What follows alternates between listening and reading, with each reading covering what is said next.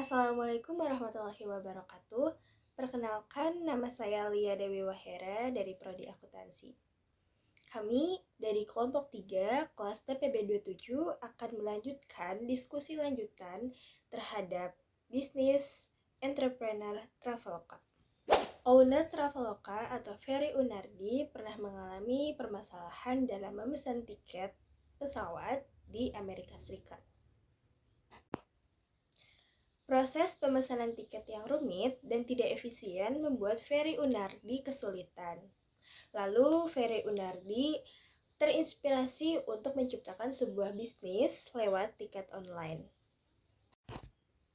Dan Traveloka merupakan sebuah platform yang diciptakan oleh Ferry Unardi untuk memudahkan pengguna dalam proses mencari dan memesan tiket perjalanan. Lalu yang kedua ada, jika bisnis sukses besar, nilai apa yang tidak boleh dikompromikan dan mengapa? Yang pertama yaitu ada integritas. Integritas tidak boleh dikompromikan agar tetap terjaga kepercayaan pelanggan dan mitra perusahaan. Lalu yang kedua yaitu ada kualitas pelayanan. Selalu memprioritaskan kepuasan pelanggan. Yang ketiga yaitu inovasi. Selalu berinovasi dalam memenuhi kebutuhan pelanggan serta perkembangan perusahaan.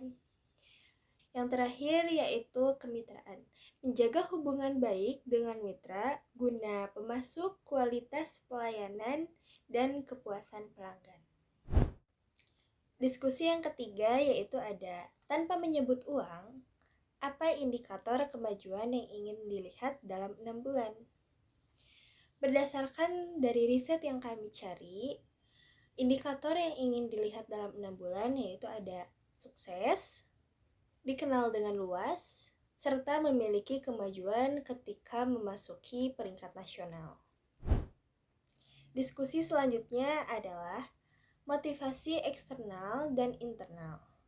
Ceritakan momen ketika owner tetap bergerak meski tidak ada hadiah eksternal.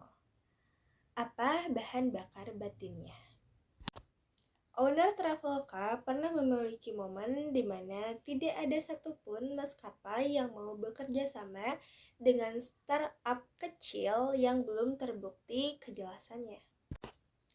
Namun, alih-alih menyerah, owner Traveloka atau Ferry Unardi membuat strategi cerdas dengan fokus membangun produk yang dicintai oleh pengguna.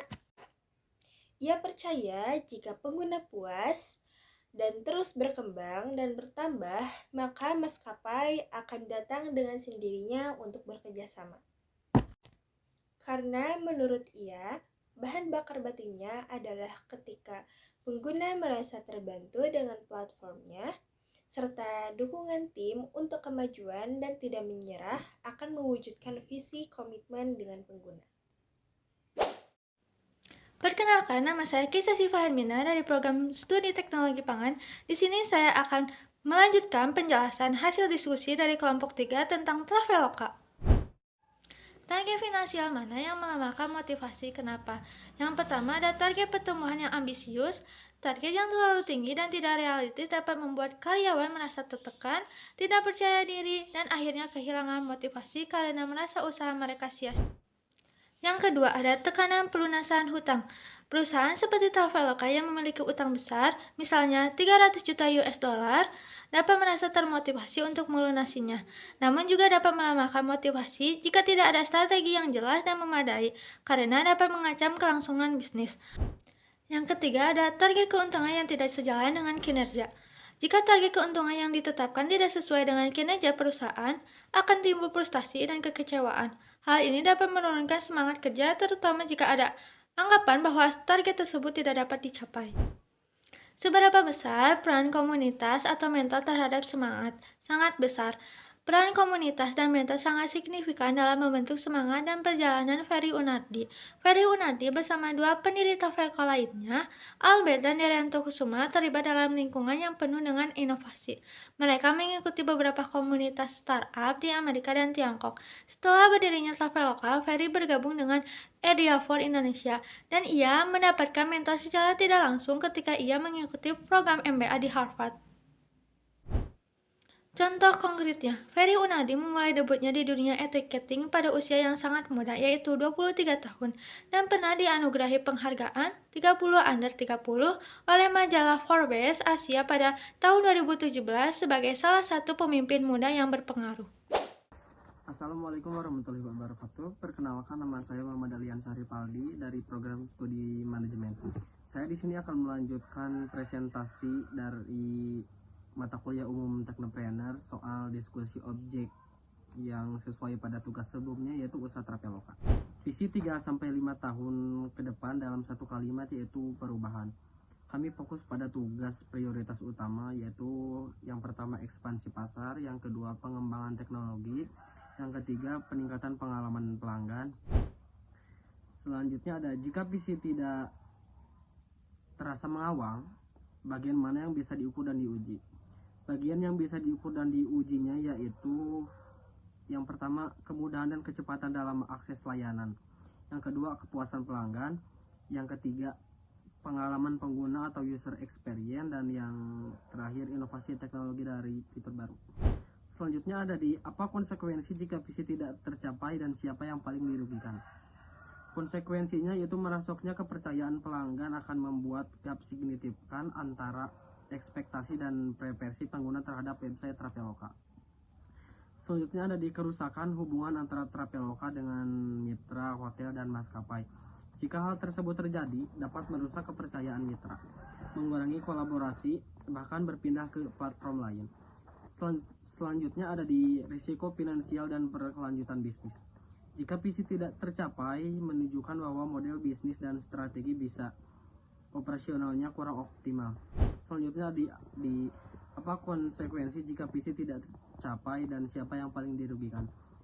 Dan yang paling dirugikannya yaitu yang pertama ada pelanggan atau pengguna akhir, mitra bisnis hotel, maskapai, agen wisata, dan penyedia aktivitas lokal. Selanjutnya investor dan pemegang saham, dan karyawan dan internal perusahaan. Selanjutnya ada di hambatan dan psikologi kegagalan. Kegagalan itu riset berbayar atau sinyal pivot, jelaskan datanya. Yaitu berdasarkan dari hasil data yang telah dicari, Traveloka sempat mengalami kondisi saat masa pandemi, yaitu adanya PHK di tahun 2020, yaitu lebih dari 70% karyawan kena PHK. Disebut dalam sumber Ridwan Aji Pitoko tahun 2023 merger dengan PGPG Traveloka, yaitu PHK lebih dari 70% karyawan pada tahun 2020 saat masa pandemi. Selanjutnya bias kognitif, apa yang paling sering menjerumuskan, confirmation bias, sankos, dan lain-lain. Contoh nyatanya yaitu yang pertama sankos falasi atau bias yang disebut bias yang dikeluarkan. Contoh nyatanya yaitu Traveloka tetap mempertahankan layanan Pudensen. Yang kedua, perjalanan menuju profitabilitas. Selama COVID-19, Traveloka melakukan restrukturasi besar-besaran termasuk PHK. Selanjutnya ada di confirmation bias atau yang biasa kita sebut dengan bias konfirmasi. Contoh nyatanya yaitu ekspansi regional. Traveloka mengakui sisi beberapa travel daring atau yang biasa kita sebut dengan OTA yang lebih di Asia Tenggara pada tahun 2018. Selanjutnya apa biaya yang tak terlihat dari menunda eksekusi visi, yaitu yang pertama ada di erosi nilai potensial, selanjutnya ada di peluang yang hilang, dan yang terakhir ada di biaya operasional berkelanjutan.